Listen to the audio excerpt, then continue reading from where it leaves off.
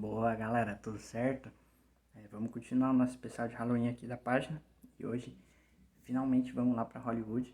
Vamos falar de Drácula de 31 e falar também do primeiro grande movimento do cinema de terror hollywoodiano da história, que são os monstros clássicos da Universal, né? É um cinema de monstro que a Universal começa a fazer no final dos anos 20 e vai até os anos 50. Só que antes, um panoramazinho rapidinho, porque até então a gente estava ligado muito ao expressionismo alemão, né? Então, é legal pontuar que no final dos anos 20, o nazismo já começa a entrar em ascensão na Alemanha. Então, com isso, vários artistas ligados ao expressionismo alemão emigrem para outros países, né, incluindo os Estados Unidos.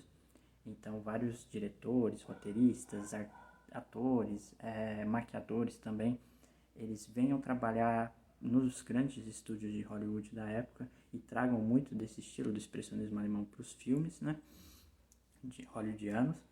E aí dentro disso a gente tem o estúdio da Universal, que hoje em dia é um estúdio muito forte, é um dos maiores estúdios que existem de cinema. Só que na época ela tava tomando umas pedradas na cabeça, tava tomando uns preju e tava no vermelho.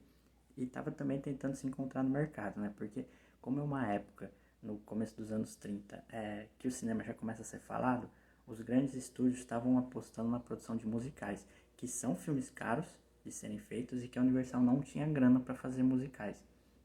E aí, né, a Universal tem a luzinha verde do que? Primeiro, todo o rolê com relação ao Nosferatu, que a gente comentou ontem, de ser a cópia pirata de Drácula que fez muito sucesso e se tornou muito popular. Segundo, várias adaptações de obras clássicas da literatura de terror, da literatura gótica, estavam fazendo muito sucesso nos palcos dos teatros da época, então estavam sendo muito populares. E terceiro, né, o fato de que fazer um cinema de monstro é relativamente barato, porque você pode reaproveitar cenário e você pode também fazer um contrato de longa escala com os atores, então o mesmo ator interpretar vários monstros diferentes. E aí a Universal tem a ideia de começar a adaptar clássicos da literatura gótica, da literatura de horror, né, e fazer filmes desses personagens. Então, no final dos anos 20, a gente já vai ter uma adaptação de Corcunda de Notre Dame e do Fantasma da Ópera. Só que daí é em 31 que vem Drácula e que vem também uma adaptação de Frankenstein, que de fato inicia assim um movimento extremamente popular que esse movimento de adaptações de monstros, né? E é legal também pontuar Drácula e Frankenstein, porque são os dois primeiros filmes de terror falados da história. Então, com o cinema falado e com diálogos nos filmes, isso valoriza muito a atuação. Então a gente começa a ter também alguns dos primeiros nomes ligados ao cinema de terror, né? Por exemplo, o Bela Lugosi, que interpreta o Drácula, e o Boris Karloff, que interpreta o Frankenstein, e que anos depois também foram interpretar outros monstros, né?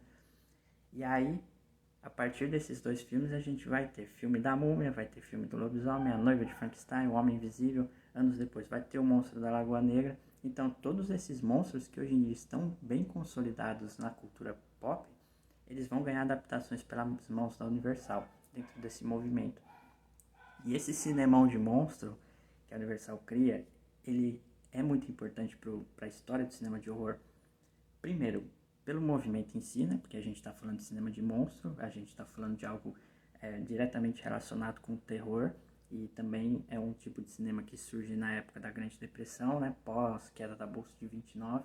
Então também eles estavam trazendo assim um certo medo real e social na forma desses monstros também, o que ajuda na popularidade.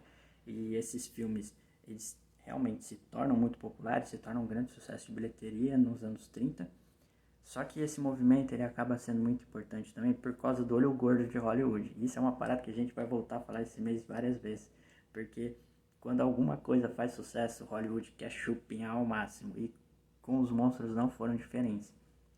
Então todos os monstros eles garantiram franquias de vários filmes diferentes. Garantiram até crossovers, né? Que é quando você mistura personagens diferentes no mesmo filme.